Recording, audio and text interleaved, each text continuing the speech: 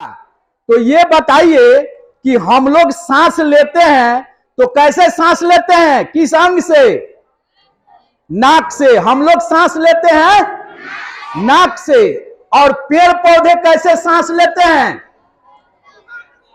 पेड़ पौधे सांस लेते हैं पत्ते से।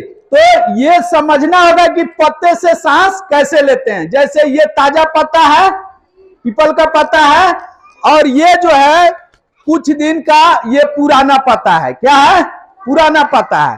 तो आप देखिए कि यह जो पुराना पत्ता है तो ऊपर का इसका जो है पपड़ी झड़ गया है, पपड़ी इसका झड़ गया है। आप गौर कीजिए, इसमें जाली की तरह दिखाई दे रहा है। ऊपर का जब पत्ता ये झड़ गया है तो जाली की तरह दिखाई दे रहा है, और इसी जाली से पेड़ पौधे सांस लेते हैं। पेड़ पौधे कैसे सांस लेते हैं? ये जो जाली बना हुआ है पत्ती में, वह पीपल का पत्ता हो या किसी अन्य पेड़ का हो पत्ता हो, सब में इस तरह का जाली होता है, और इसी जाली से पेड़ पौधे सांस लेते हैं, जिसको इंग्लिश में स्टोमेटा कहा जाता है। क्या कहा जाता है? स्टोमेटा कहा जाता है। और हिंदी में रंध्र कहा जाता है। हिंदी में क्या कहा जाता है? रंध्र। तो आपसे पूछा जाएगा कि पेड़ पौधे सांस लेते हैं, तो क्या जवाब होगा? किस अंग से? नहीं, पत्ते से नहीं, रंध्र से। किससे?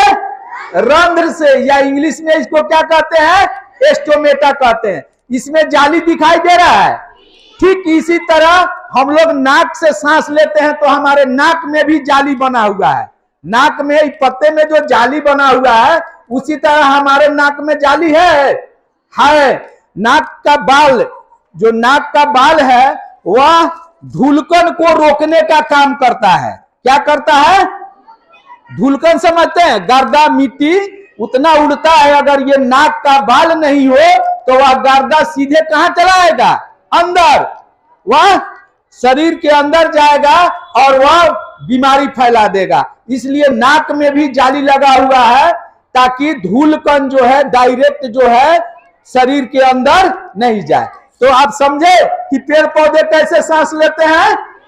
रंध्र से। कैसे? इसको, इस जाली वाले भाग को क्या कहते हैं? रंध्र, या इंग्लिश में कहते हैं स्टोमेटा। इसी से पेड़ पौधे सांस लेते हैं।